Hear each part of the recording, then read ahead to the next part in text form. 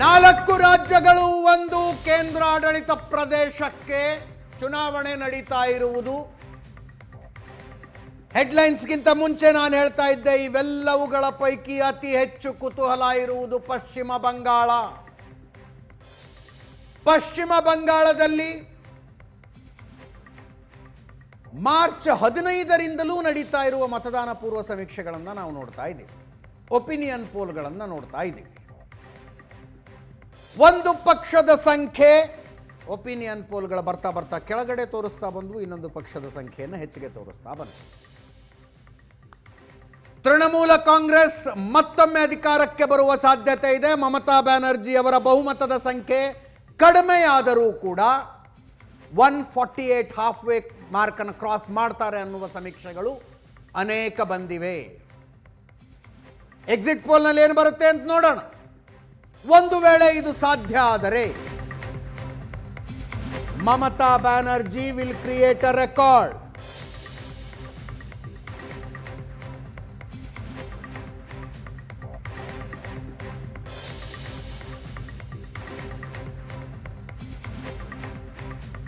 ಪಶ್ಚಿಮ ಬಂಗಾಳದಲ್ಲಿ 2ನೇ ಹಂತದ ಮತದಾನ ಮುಗಿಯುವುದನ್ನು ಕಾಯ್ತಾ ಇದೆ ದೇಶ. ಎಕ್ಸಿಟ್ ಪೋಲ್ನ ಸಂಖ್ಯೆಗಳನ್ನು ತಿಳಿದುಕೊಳ್ಳುವುದಕ್ಕೆ ಈ ಒಪಿನಿಯನ್ ಪೋಲ್ಗಳು, ಈ ಎಕ್ಸಿಟ್ ಪೋಲ್ಗಳು ಎಲ್ಲವಕ್ಕೂ ಅಗ್ನಿ ಪರೀಕ್ಷೆ. ಮೇ 4ನೇ ತಾರೀಖು ಮತದಾರನ ಮನಸ್ಸನ್ನ, ಮತದಾರನ ನಾಡಿಮಿಡಿತವನ್ನ ಪೋಲ್ಸ್ಟರ್ಗಳು ಸರಿಯಾಗಿ ಗ್ರಹಿಸಿದರ?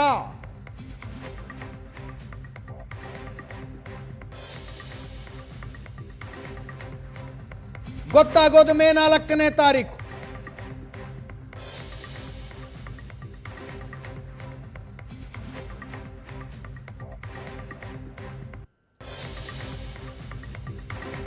ತಮಿಳುನಾಡು, ಕೇರಳ, ಪುದುಚೇರಿ, ಅಸ್ಸಾಂ, ಪಶ್ಚಿಮ ಬಂಗಾಳ.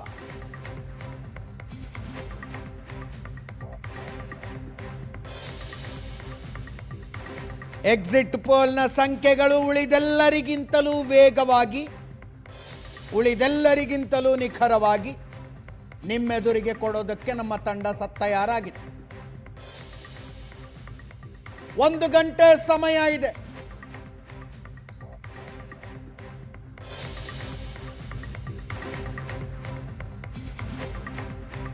ಆಯಾ ರಾಜ್ಯಗಳ ರಾಜಕಾರಣವನ್ನ, ನಂಬರ್ ಗೇಮ್ ಅನ್ನ ಅರ್ಥ ಮಾಡಿಕೊಳ್ಳುವುದಕ್ಕೆ ನಿಮ್ಮನ್ನು ಪ್ರಿಪೇರ್ ಮಾಡುವುದು ನಮ್ಮ ಉದ್ದೇಶ.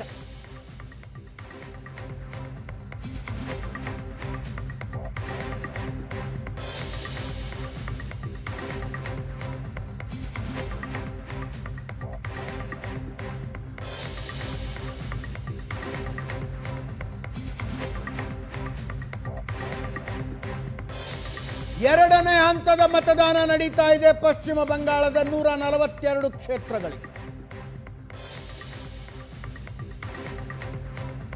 ಫಸ್ಟ್ ಫೇಸ್ನಲ್ಲಿ 93.11% ವೋಟಿಂಗ್ ಆಗಿತ್ತು.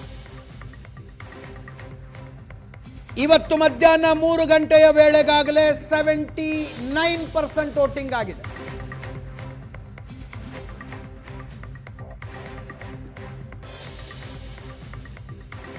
ಎರಡನೆಯ ಹಂತ ಕೂಡ 90% ದಾಟುತ್ತೆ.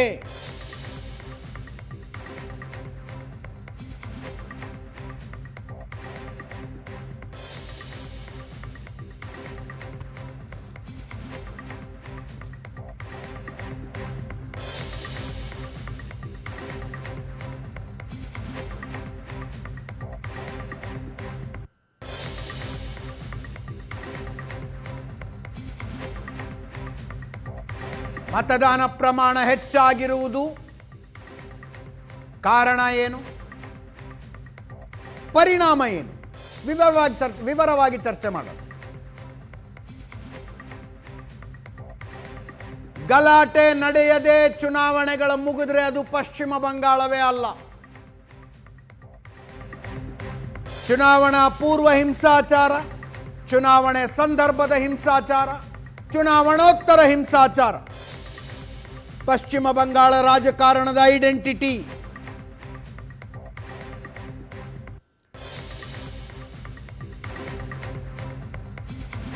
ಕೇಂದ್ರೀಯ ಭದ್ರತಾ ಪಡೆಗಳ ಬಿಗಿ ಭದ್ರತೆಯ ಮಧ್ಯೆಯೂ ಇವತ್ತು ಹಿಂಸಾಚಾರ ನಡೆಯಿತು.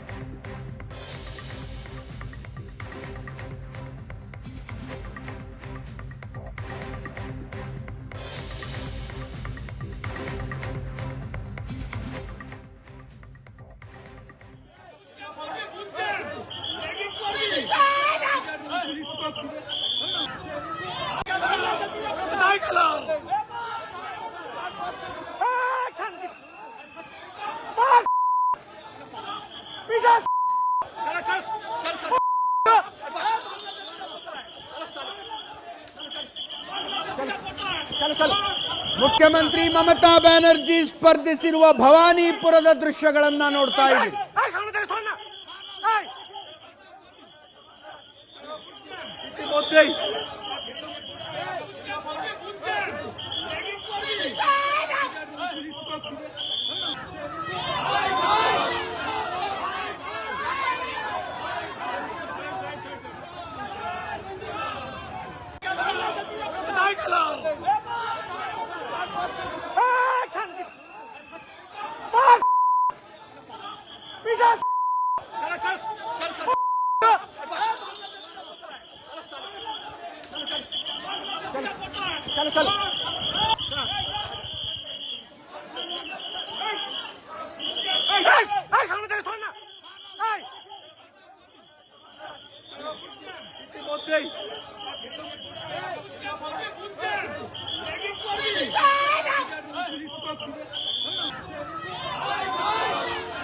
ನಮ್ಮ ಸ್ಕ್ರೀನಿನ ಬಲಭಾಗದಲ್ಲಿ ಒಂದು ಫೋಟೋ ನೋಡ್ತಾ ಇದ್ದೀರಿ.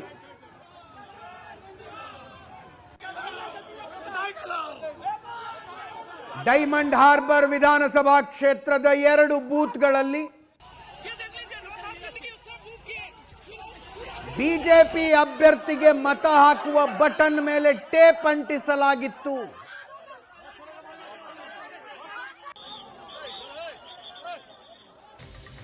ನನ್ನ ಕೊಲೀಗ ಪ್ರಶಾಂತ್ ನಾತು ನಮ್ಮ ಜೊತೆಗಿದ್ದಾರೆ. Prashanth, welcome to the show. Thank you. ಕೇರಳವನ್ನು ಹೊರತುಪಡಿಸಿದ್ರೆ ಮತದಾರ ನೋ ಚೇಂಜ್ ಅನ್ನುವ ತೀರ್ಮಾನಕ್ಕೆ ಬಂದಿದ್ದಾನೆ ಅಂತ ಒಪಿನಿಯನ್ ಪೋಲ್ಗಳು ಹೇಳ್ತಾ ಇದ್ದಾರೆ. Of course will have to see exit pole.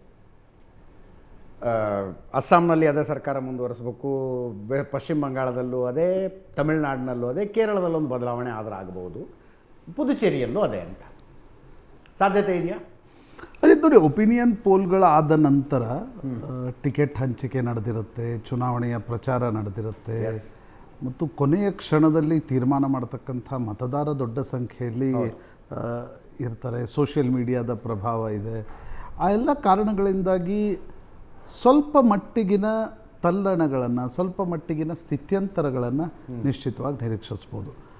ಆ ರೀತಿಯ ಸ್ಥಿತ್ಯಂತರಗಳು ಕಾಣುತ್ತಿರುವ ರಾಜ್ಯ ಯಾವುದಾದ್ರೂ ಇದ್ದರೆ ಅದು ಫಸ್ಟ್ ಪಶ್ಚಿಮ ಬಂಗಾಳ, ಸೆಕೆಂಡ್ ಇಸ್ ತಮಿಳುನಾಡು.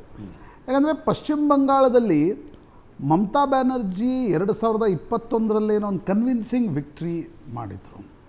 ಅದಾದಮೇಲೆ ನಡೆದಿರ್ತಕ್ಕಂಥ ಬಹುಮುಖ್ಯ 2011, 16, 21 ಮೂರು, ಅದರಲ್ಲೂ 2021 ಬಿ ಜೆ ಪಿ ಭಾಳ ಪ್ರಯತ್ನ ಪಟ್ಟಿದ್ದು, ಭಾಳ ಪ್ರಯತ್ನ. ಆದರೆ 77 ದಾಟಕ್ಕೆ 100 ಟಚ್ ಮಾಡಲಿಕ್ಕೆ ಬಿ ಜೆ ಪಿಗೆ ಸಾಧ್ಯ ಆಗಿರಲಿಲ್ಲ. 2019 ಲೋಕಸಭಾ ರಿಸಲ್ಟ್ಸ್ ಏನಿತ್ತು ಅದನ್ನು ರಿಪೀಟ್ ಮಾಡಲಿಕ್ಕೂ ಕೂಡ ಬಿ ಜೆ ಪಿಗೆ 2021 ವಿಧಾನಸಭೆಯಲ್ಲಿ ಸಾಧ್ಯ ಆಗಲಿಲ್ಲ. ನನಗನ್ಸುತ್ತೆ ಭಾಳ ಮುಖ್ಯವಾಗಿ ಪಶ್ಚಿಮ ಬಂಗಾಳದಲ್ಲಿ ನಡೆದಿರ್ತಕ್ಕಂಥದ್ದು SIR. ಯಾಕಂದರೆ ನೀವು 91 ಲಕ್ಷ ಮತದಾರರ ಹೆಸರುಗಳು ಡಿಲೀಟ್ ಆಗಿದ್ದಾವೆ. ಈಗ ಅದು 90 ಲಕ್ಷ ಅಂತ ಹೇಳ್ತಾರೆ. ಟ್ರಿಬ್ಯುನಲ್ನಿಂದ ವೋಟಿಂಗ್ ರೈಟ್ಸ್ ಪಡೆದವ್ರನ್ನ ಹಿಡಿದು 89 to 90 lakhs. ಕಳೆದ ಬಾರಿ 2021 ತೃಣಮೂಲ್ ಕಾಂಗ್ರೆಸ್ ಮತ್ತು ಬಿ ಜೆ ಪಿಗಿದ್ದ ವೋಟ್ನ ಡಿಫ್ರೆನ್ಸ್ ವಾಸ್ 10%. 48 ತೃಣಮೂಲ್ ಕಾಂಗ್ರೆಸ್ ಇತ್ತು, 38% ಬಿಜೆಪಿ ಇತ್ತು. ಈ ಬಾರಿ SIRನಿಂದ ನೀವು 89 ಲಕ್ಷ ಲೆಕ್ಕ ಹಿಡಿದ್ರೆ ಅಪ್ರಾಕ್ಸಿಮೇಟ್ಲಿ 11.3, 11.4% ಮತದಾರರ ಹೆಸರು ಡಿಲೀಟ್ ಆಗಿದೆ. ಅದರ ಅರ್ಥ ಏನು? ಆ 10% ಯಾರು ವೋಟ್ ಡಿಲೀಟ್ ಆಗಿದೆ ಅನ್ನೋದು ಚುನಾವಣೆಯ ಫಲಿತಾಂಶದ ಮೇಲೆ ದೊಡ್ಡದಾಗಿ ಪರಿಣಾಮವನ್ನು ಬೀರುತ್ತೆ. 10% ಹೆಚ್ಚು ಕಡಿಮೆ 10%ನಲ್ಲಿ 80-20 ಅಂತ ತೆಗೆದುಕೊಳ್ಳೋಣ. ತೃಣಮೂಲ್ ಈಗ ತೃಣಮೂಲ್ ಆರೋಪಿಸ್ತಾ ಇರುವಂತೆ 80% ತೃಣಮೂಲ್ನ ಮತದಾರರು, 20% BJP ಮತದಾರರು. ಆಗ ಸೀಟ್ಗಳ ಸಂಖ್ಯೆ ಏನಾಗ್ಬೋದು? ಓಕೆ, 70-30 ಇದ್ರೆ ಏನಾಗ್ಬೋದು? 100% ಯಾಕೆ ಈ ಪ್ರಶ್ನೆ ಹೇಳುತ್ತೆ SIRನಿಂದ ಅಂತಂದರೆ, ಪ್ರಮುಖವಾಗಿ SIRನಿಂದ ಡಿಲೀಟ್ ಆಗಿರ್ತಕ್ಕಂಥ ಜಿಲ್ಲೆಗಳು ಯಾವ್ಯಾವು ಅಂತಕ್ಕಂಥದ್ದು ನೋಡಿದಾಗ ಮುಸ್ಲಿಂ ಬಾಹುಳ್ಯ ಜಿಲ್ಲೆಗಳಿವೆ. ಎಲ್ಲಿ ತೃಣಮೂಲ್ ಕಾಂಗ್ರೆಸ್ನ ಸ್ಟ್ರೈಕ್ ರೇಟ್ ಹೆಚ್ಚು ಕಡಿಮೆ 90%ಗಿಂತ ಜಾಸ್ತಿ ಇತ್ತು. ಮುರ್ಷಿದಾಬಾದ್ ಇರ್ಬೋದು, ಮಾಲ್ದಾ ಇರ್ಬೋದು, ದಿಂಜಾಪುರ್ ಇರ್ಬೋದು. ಅಂದರೆ ನೀವು ವೆಸ್ಟ್ ಬೆಂಗಾಲ್ ಒಂದು ಕಾಂಪ್ಲೆಕ್ಸ್ ರಾಜ್ಯ. ಒಂದು ಕಡೆ ಬಾಂಗ್ಲಾದೇಶ್ ಬರುತ್ತೆ, ಇನ್ನೊಂದು ಕಡೆ ಬಿಹಾರ ಬರುತ್ತೆ, ಆ ಕಡೆ ನೇಪಾಲ್ ಬರುತ್ತೆ, ಈ ಕಡೆ ಭೂತಾನ್ ಬರುತ್ತೆ. ಬಾಂಗ್ಲಾದೇಶ್ಗೆ ಹತ್ಕೊಂಡಿರ್ತಕ್ಕಂಥ ಏನು ಜಿಲ್ಲೆಗಳಿವೆ, ಆ ಜಿಲ್ಲೆಗಳಲ್ಲಿ ಇಲ್ಲಿಗಲ್ ಇಮಿಗ್ರೆಂಟ್ಸ್ ಜಾಸ್ತಿನೇ ಇದ್ದಾರೆ ಅನ್ನೋ ಮಾತು ಕೇಳಿ ಬರ್ತಾ ಇತ್ತು. ಆ ಕಾರಣದಿಂದ SIRನ ಎಕ್ಸಸೈಸ್ನ ಇಂಪ್ಯಾಕ್ಟ್ ಈ ಚುನಾವಣೆ ಮೇಲೆ ಏನು ಅನ್ನೋದು ಬಹಳ ಮುಖ್ಯವಾಗಿದೆ. ಈಗ ಬಿಹಾರದಲ್ಲಿ ತೆಗೆದುಕೊಂಡಾಗ ಅಲ್ಲಿ ಎರಡು ರೀತಿಯೂ ಆಗಿತ್ತು. ಒಂದು SIRನಿಂದ BJPಗೆ ಮತ್ತು ನಿತೀಶ್ ಕುಮಾರ್ಗೆ ದೊಡ್ಡ ಮಟ್ಟದ ಲಾಭ ಆಯಿತು. ಕೆಲ ಜಿಲ್ಲೆಗಳಲ್ಲಿ SIRನಿಂದ ವೋಟ್ ರೈಟ್ ಕಳ್ಕೊಂಡಿರ್ತಕ್ಕಂಥ ಮತದಾರರ ಫ್ಯಾಮಿಲಿಗಳೇನಿದ್ರು ಅವ್ರು ಫೆರೋಷಿಯಸ್ಲಿ ಬಂದು ವೋಟ್ ಹಾಕಿದ್ರು, BJPಗೆ ನಷ್ಟನೂ ಆಯ್ತು ಕೆಲ ಜಿಲ್ಲೆ. ಹಾಗಾಗಿ ಈಗ ಪಶ್ಚಿಮ ಬಂಗಾಳದಲ್ಲಿ ನಾವೇನು ಹೇಳ್ತಿದ್ದೀವಿ, 93%, 94%, ಈಗ ಮಧ್ಯಾಹ್ನ 3 ಗಂಟೆವರೆಗೆ 78.68% ವೋಟ್ ಅಂದರೆ ಹೆಚ್ಚು ಕಡಿಮೆ ನೀವು 5 ಗಂಟೆಗೆ ಒಳಗೆ ತೆಗೆದುಕೊಂಡದ್ದು ಲೆಕ್ಕ ಹೇಳಿದ್ರೆ ಅದು 92-93 ಆಗುತ್ತೆ. So high voter turnout conventionally ನೀವು ಪೊಲಿಟಿಕಲ್ ವಿಶ್ಲೇಷಣಾಕಾರರನ್ನ ಕೇಳಿದ್ರೆ ಅವ್ರು ಹೇಳ್ತಾರೆ anti incumbency, but not necessarily that. ಹೀಗಾಗಿ ಸ್ವಲ್ಪ ಕಾಶಿಯಸ್ ಆಗಿ ಪಶ್ಚಿಮ ಬಂಗಾಳದ ಎಕ್ಸಿಟ್ ಪೋಲ್ಸ್ಗಳನ್ನು ನೋಡಬೇಕಾಗತ್ತೆ. ನೀವು ಯಾವಾಗಲೂ ಹೇಳ್ತಿರ್ತೀರಿ ವಿತ್ ಪಿಂಚ್ ಆಫ್ ಸಾಲ್ಟ್ ನೋಡಬೇಕಾಗತ್ತೆ ಅಂತ. ಪಶ್ಚಿಮ ಬಂಗಾಳ ನನಗನ್ಸುತ್ತೆ it's as complex as that. Muslim seats ಏನಿವೆ, 106 ಮುಸ್ಲಿಂ ಸೀಟ್, ಇವತ್ತು ಓಟ್ ಆಗ್ತಿರ್ತಕ್ಕಂಥ ಮುಸ್ಲಿಂ ಸೀಟ್ಸ್ ಏನಿವೆ, ಅಲ್ಲಿ ತೃಣಮೂಲ್ ಕಾಂಗ್ರೆಸ್ ಏನಾದರೂ ತನ್ನ ಡಾಮಿನೆನ್ಸನ್ನು ಅದೇ ಪ್ರಮಾಣದಲ್ಲಿ ಉಳಿಸ್ಕೊಂಡ್ರೆ ಅಡ್ವಾಂಟೇಜ್ ತೃಣಮೂಲ್ ಇರ್ಬೋದು. ಒಂದು ವೇಳೆ ಅಲ್ಲಿ SIRನ ಇಫೆಕ್ಟ್ನಿಂದಾಗಿ ನೋಡಿ, ನಾನು ಡಿಸ್ಟ್ರಿಕ್ಟ್ ವೈಸ್ ನೋಡ್ತಾ ಇದ್ದೆ, SIRನಲ್ಲಿ ಎಷ್ಟು % ವೋಟ್ ಡಿಲೀಷನ್ ಆಗಿದೆ ಅಷ್ಟು ಮಾರ್ಜಿನ್ ಆಫ್ ಡಿಫ್ರೆನ್ಸ್ ತೃಣಮೂಲ್ ಮತ್ತು BJPಗೆ ಹೋದ್ ಬಾರಿ ಇತ್ತು. ಸೊ SIRನ ಕಾನ್ಸ್ಟಿಟ್ಯೂಯೆನ್ಸಿ ವೈಸ್ ನೋಡಿದಾಗ BJP ಗೆದ್ದ ಕಾನ್ಸ್ಟಿಟ್ಯೂಯೆನ್ಸಿಗಳಲ್ಲಿ ಮಾರ್ಜಿನ್ ಆಫ್ ವೋಟ್ಗಿಂತ ಜಾಸ್ತಿ ಡಿಲೀಟ್ ಆಗಿರೋ ಉದಾಹರಣೆಗಳು ಇದಾವೆ.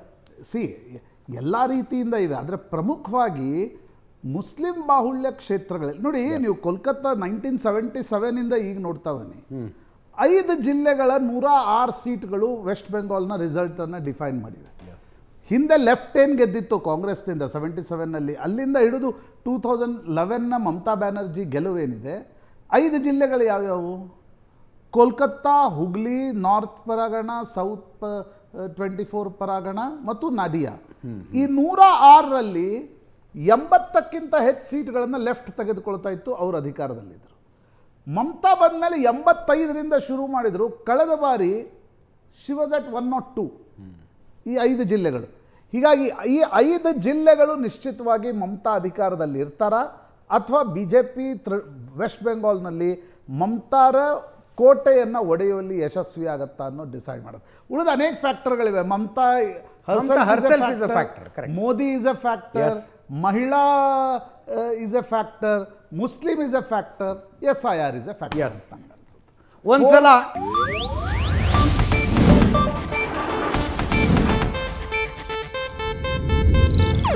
ಇದು ಏಷ್ಯಾನೆಟ್ ನ್ಯೂಸ್ ನೆಟ್ವರ್ಕ್ ಪ್ರಸ್ತುತಿ.